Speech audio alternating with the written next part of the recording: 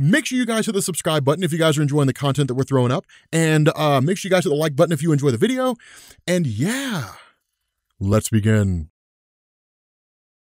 What's going on, guys? This is Rob, and what I want to do here is I want to dip my toes in the water of talking about the Fulcrum in Marvel Comics. And the reason why is because the Fulcrum is largely considered to be an aspect of the One Above All, insofar as the One Above All you don't really see that frequently in Marvel Comics, but you do see the Fulcrum, right? And so the question that people usually ask is, if the One Above All kind of exists in the Marvel multiverse, then what's it doing whenever it's not popping up and talking to anybody? The Fulcrum is supposedly the answer to that question, right? Like, here's what the One Above All does when it's just kind of, it does on like a regular basis, on a regular day. Here's what the One Above All does in Marvel Comics. Like, this bit of an explanation, the introduction of the Fulcrum actually came out of the Eternals Volume 4 that was written by Charles Knauf, I think it is. It's K-N-A-U-F. Not really sure exactly how to pronounce that name, but there's a couple different things that are explained here, right? So this is really going to be more of the Fulcrum explained as opposed to like a traditional, kind of storytelling video, kind of hybrid between the two. But the way this works is that in Marvel Comics, back at this point in time, this story was written in 2008, so it's before everything like Jonathan Hickman's Avengers and New Avengers, the introduction of the Builders, Secret Wars, like Al Ewing's run on the Ultimates and all that kind of stuff. Back at this point in time when this story was written, we did not have an origin for the Celestials. We had multiple origins, right? There were different stories out there in terms of how the Celestials came into existence. There were some stories that said that the Celestials had basically created the entirety of the multiverse, right? There were other stories that said the Celestials came into existence at the same time that sentient life was developing on various worlds, and they just achieved a super high level of technology that allowed them to transcend a physical form and become these,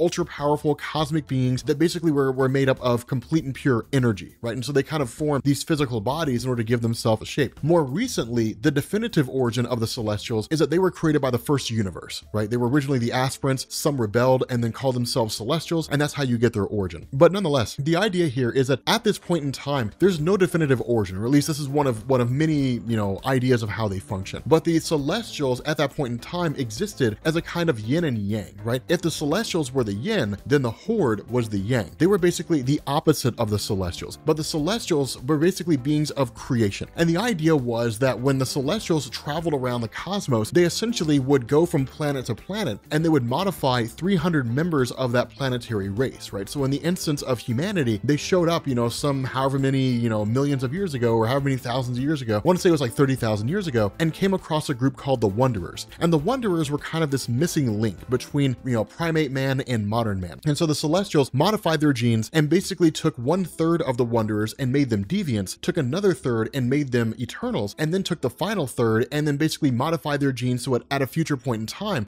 they would basically, those genes would start activating, and then that's how we got the origin of the mutant population in Marvel Comics. The result of this is that for years and years and years in Marvel, that was the status quo. And then after some period of time, the Celestials would come back, they would judge the planet, and if it was deemed to be a failure, they would destroy it. What this does is it introduces the notion of the Horde. And the Horde was this idea that where the Celestials were basically beings of creation and the Horde were beings of destruction, that the Fulcrum was the one they both served. And the idea was that when this took off, when it really kind of happened, that essentially after 19 cosmic cycles as it's described, and I don't think Marvel ever really establishes how long a cosmic cycle is, if it's like a millennia or something along those lines. But regardless, whenever a cosmic cycle takes place, that after 19 of those, essentially the planet itself is more or less harvested, right? Like the energies of the planet, or at least its essence, is kind of sent back to the Fulcrum in order to give the Fulcrum an indication of what the planet is. If the planet is largely composed of deviants, meaning that there are no Eternals there anymore, only the deviants are left, then the life force is basically given to the Horde. If the planet is mostly composed of Eternals or completely composed of Eternals, that life force is sent to the Celestials. And so the question is kind of, how does this work? Okay, after 19 cosmic cycles, the Horde is sent to a planet, and the Horde will in turn basically destroy that planet. They'll consume all life on that planet. And when it happens, when all life is basically eradicated, whatever the life energies of those beings are given to the Horde, or they're given to the Celestials based on whether or not they're deviants or Eternals. And so following that, the question kind of became, who is the Fulcrum, right? Like what is the Fulcrum? How does it function? Okay, so in this run of the Eternals, which is really more more of the Eternal and Celestial War, what you ended up getting was this really cool scenario where you got Tiamu, the Dreaming Celestial. Now, for the purpose of our discussion, the Dreaming Celestial is not super important. In this story, he's probably the single most important character, but for our discussion, he's not overly important here. What is important is that somewhere along the line, one of the Eternals, a woman by the name of Cersei, basically ends up dying, right? She ends up kind of sacrificing her life. And when that happens, she ends up in this place called the Vestibule, which is basically just like this giant bar, more or less. And inside this bar is a guy who basically identifies himself as a man named Jack. And the funny thing about this is that the conversation between the two is fairly lighthearted insofar as when she wakes up, when she wakes up in this place, Jack offers her a drink and the two of them kind of start talking. And what Jack says is that this place, the Vestibule, is essentially where Eternals go when they die, right? Like when their physical forms are destroyed, because of the fact that they are inherently immortal, when their physical forms are destroyed, their essence travels to the Vestibule and it encounters the Fulcrum. And when that happens, the Fulcrum essentially presents them with a choice. Either they can be reborn back on Earth, as per their immortality, or they can pass on to Lucinda, I think is what it's called. Basically their afterlife, right? They can pass on to like their version of Valhalla or heaven or whatever you want to call it, but basically kind of live on in eternity in that particular area. Now, with that having been the case, of course, Cersei basically ends up kind of returning there, but the big takeaway and really the information that kind of comes in the form of the Fulcrum more or less being an aspect of the one above all comes by way of a conversation that takes place between the Dreaming Celestial and the Fulcrum. And in this instance, when the Dreaming Celestial dies, when it arrives inside the Vestibule, it immediately kind of asks the question like, are you the Fulcrum? And the response of the Fulcrum is, yes, that is who I am. And so the way that the Fulcrum kind of addresses the Dreaming Celestial is, the Dreaming Celestial says, I think I might be broken. And the Fulcrum basically asks why. And the Dreaming Celestial says, because my programming is changing. Now, the reality of this is that these Celestials are basically beings that are for the most part impartial. The idea of right and wrong, good and evil don't really apply to them. Instead, it's just kind of like they're beings who are there and they do things. That's basically it. But what this does is kind of like, okay, why do you think your programming is screwed up? And the Dreaming Celestial says, because now I'm no longer making decisions that are completely and totally unbiased. I'm making decisions that seem to be kind of irrational. They don't really make any sense to me. And one of the things, he basically says, I'm coming here to make an irrational request. And the request of the Fulcrum, he basically asks why. Why, before I do any of this, before I answer or fulfill your request, the first question is why. The Dreaming Celestial basically says, because I care. And what this means is the Dreaming Celestial essentially transcended its current role, right? And moved beyond its role. And that's when you start getting information about the Fulcrum. And what the Fulcrum really kind of reveals here, and there's the reason why I kind of provided some backup here is to give some context, but also because like a 30-second video kind of sucks. And so the Fulcrum essentially identifies itself as this being that basically created the Celestials, right? Like I created all of you guys. At the same time, it created the Horde. And so that's where things get kind of ambiguous here, because on one side, the Fulcrum almost appears to be this kind of, universal entity. But at the same time, the Fulcrum kind of speaks in such a way as I created all things in existence. All that there is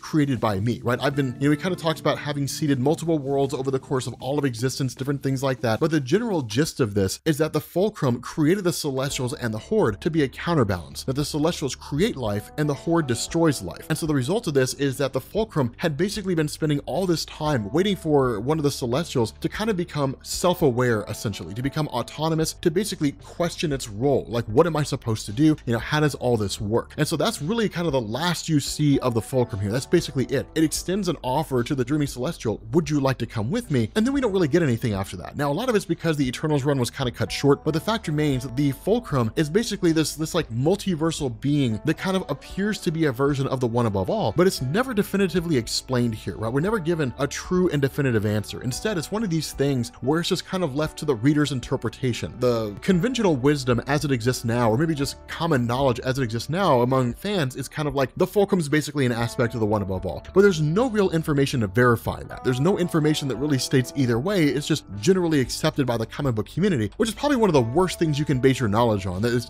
people just kind of see it that way, right? I guess it's really the only thing we do have until we have definitive information that kind of verifies that. But at the moment, he's just kind of a being that's there. Now, how the Fulcrum exists insofar as Marvel Comics right now, we don't know. And there's really no reason to believe that it does exist. We can just kind of go forward and do our thing. But the general gist here when it comes to the Fulcrum is that we can kind of just go with the idea that it is essentially the one above all, or at least it's viewed as being an aspect of the one above all. There's no definitive information to verify that. There's no definitive information to show that it's true. We just kind of generally accept that as the comic book community. So I don't know. Anyway, I thought it'd be kind of an interesting video, kind of throw out there and just sort of present to you guys. We'll dive far more in in depth into the Eternals as we get closer to the film, to the release of the movie, right? So we'll make sense of all of that stuff, because even on this channel, and even with my most diehard fans, if they haven't read the Eternals and they don't know anything about them, they haven't learned any of it from me, right? Aside from maybe a few things that we've talked about here and there, but we've never really had an in-depth, comprehensive discussion on the Eternals as a team. So we will at some point, you know, as a race, explaining them and all that kind of good stuff. But for right now, I figured this would be kind of a cool little conversation. So with that being said, guys, we're going to bring this video to an end. If you are new here to Comics Explained, make sure you guys hit the sub button to become part of the Rob Corps. If you guys enjoyed this video, make sure you drop a like, and I will catch you all later. Peace.